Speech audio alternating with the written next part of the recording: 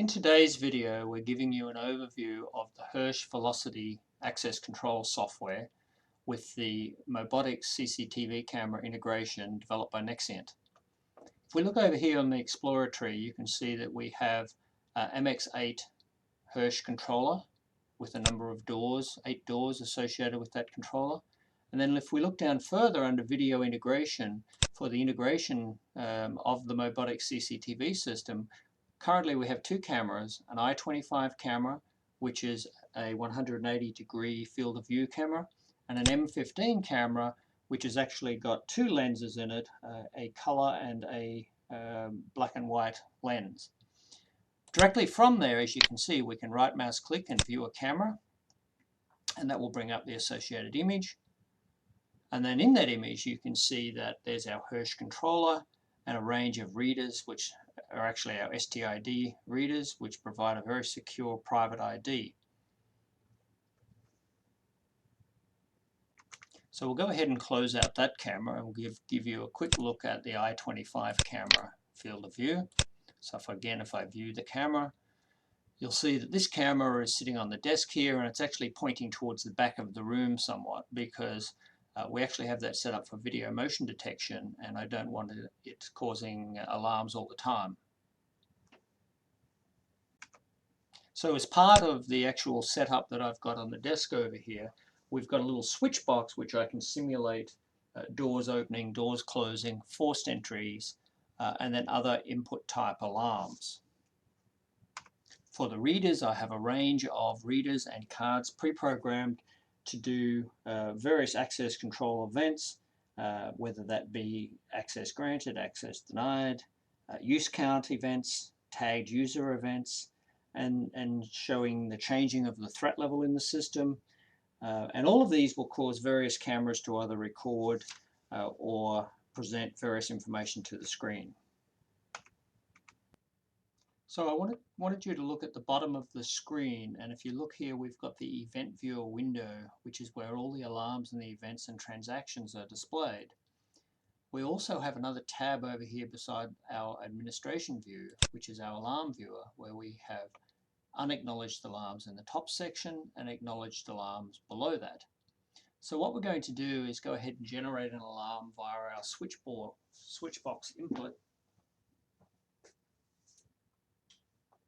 So I've just got an input there, which will be expansion input 1 as an alarm. Straight away we generate the alarm. Now we have the option to automatically bring a camera view to the screen so the operator can see the alarm and see that it's recording. Or we can close that out and we can go directly to the alarm. The first thing that you will notice is that there's an alarm icon or a video icon tagged to the alarm. So I can acknowledge that alarm, which will stop it beeping. And then I can go to that alarm and look at the video that it actually recorded. Select the time and the date in case there's multiple events that we want to look at, and say OK. I can bring my alarm playback window up or my video playback window up. It will go and retrieve the video from the camera and actually download it onto the Velocity hard drive. So that will automatically start. So I've just got an input there, which will be expansion input 1 as an alarm. Straight away we generate the alarm. So you notice that we're actually recording video from 5 seconds before the alarm was generated so that we don't miss anything. Let's go ahead and generate a couple of access control transactions. Over at my readers, I've got a card with a transaction. So I'll present the card and I get a photo call up of the person that's actually using the card. From here you can see that access was granted to Sam, and we can call up a photo call up of that person, which is a static photo out of the database. So if I close that out and go and present his card again, same thing happens. I get an access granted and then a photo call up for Sam. Now let's say that he had a use count of 2 and I've just used those 2 times. Let's see what happens when I present the card again. So I present the card to the reader. This time, because his access is denied and because he's exceeded his use count, we actually start recording the video, and we can display the video capture associated with that transaction. So in this case, it's not actually an alarm, it's actually a video transaction. So I can go ahead and close that out, close out the image of Sam, which is great to bring the video and the image side by side so that I can verify who the person actually was. So now if I want to actually look at that video, if I go back to my administration tab, come down to my video integration, I can search for video integration events. So if I go ahead and scroll down to the newest event, you'll notice that I've got the door name, the camera name, and it was an access denied event. So let's just go ahead and replay that event.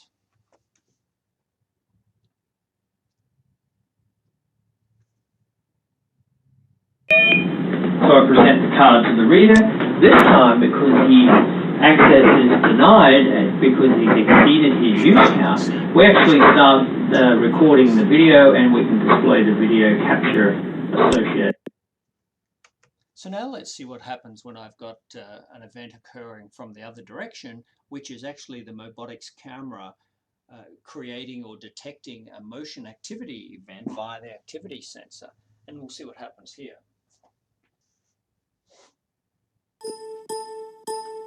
So the camera has detected my motion in that very small part of the screen that you can see, and we started recording as soon as we detected the motion and raised an alarm. Once again, it's optional to automatically display the video viewer so that I can see the camera image. Or if I go to the actual alarm, I can acknowledge the alarm to stop that sound going off. And then I can go ahead and, like the previous alarm, get my recorded video for that particular event. Now just while it's bringing up that video, you might remember I mentioned earlier I'm actually running this on a VMware. So there's the video playing. I'm actually running this on a VMware instance on an external USB hard drive, which is astounding, but it does run slightly slower than normal.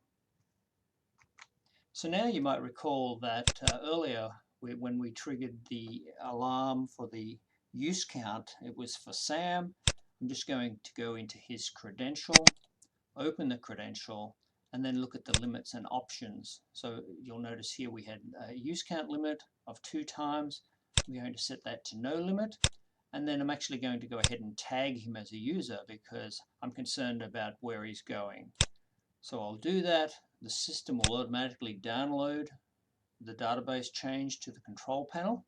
So now if I take that card and present it to a reader in the system,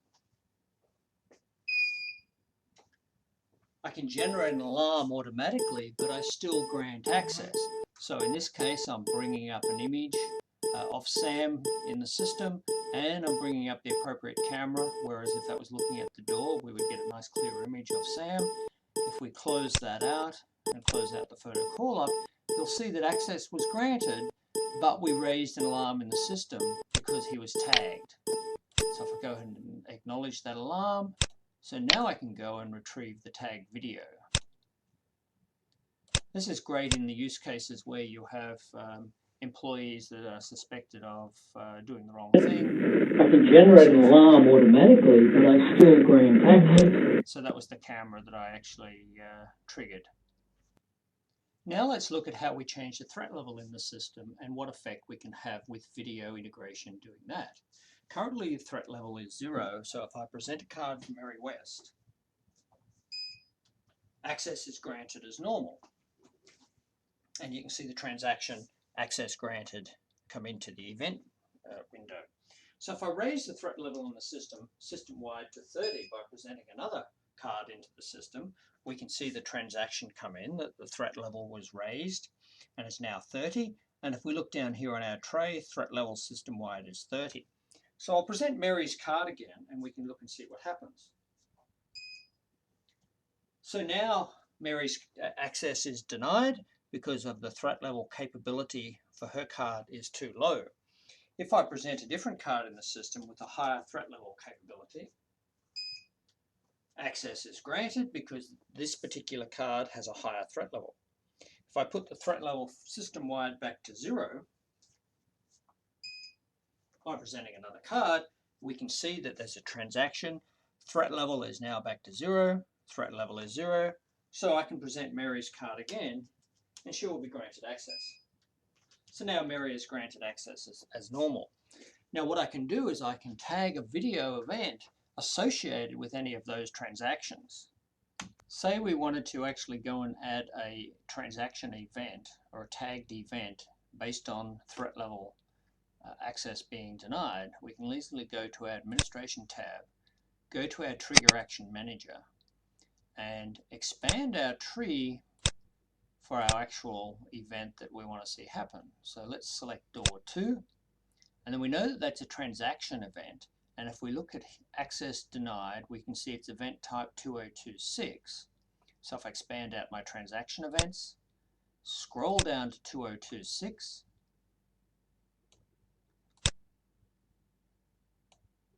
select that access denied threat level event, and then select the action that we want to happen. In other words, I want to record on the camera. I want to record for 13 seconds. And in this case, I won't bother doing a show video group associated with that. So if I add that trigger and say accept, that trigger event was recorded in the event window. So now let's raise the threat level in the system and see what happens. So I raise the threat level to 30, and now I'll present Mary West's card. So if we look at the transaction, access was denied for Mary based on threat level, and then we've got a DVR notification for the camera recording. So if we go into our search video events, because it's a transaction, it doesn't actually generate an alarm, and directly from there, if I expand out the window, I can see that I've got an access denied event for Mary West. So I can go ahead and play that video. As you can see, there's a wide range of capabilities with the nXient Mobotix integration for the Hirsch velocity access control system. One last thing that I want to show you is a typical situation where you've got a panel tamper. So I'm just going to reset the switch on the control panel, and you'll see that it will actually go to secure, and then I'll release it again and will generate an alarm.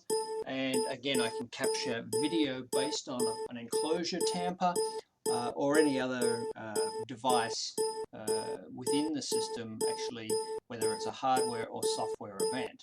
So that again will generate an alarm, of which I can just come in here, acknowledge. I can choose to go and view the video or not. Another thing that I want to demonstrate is if we have video loss in the system and how we handle that. So to simulate that, I'm going to go ahead and actually reboot one of the cameras. So now what you'll see is the camera will actually go offline, and we'll see a transaction once the camera actually reboots and then comes back on.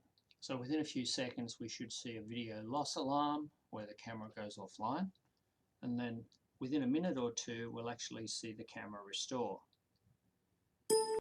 So there's the video loss alarm which has just come in, and then we have the video resume message come back into the system. So this is great for monitoring any camera within the system. So the next thing that I would like to do is just go to that camera, select the camera again and say view camera, and then we'll automatically bring that camera up and display the video just to show that it's back up and online.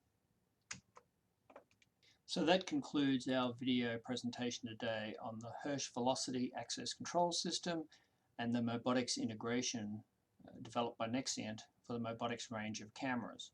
As usual, if you have any questions, please go out and visit our website at www.nexient.com, and there's a range of information that is there to assist you throughout the process.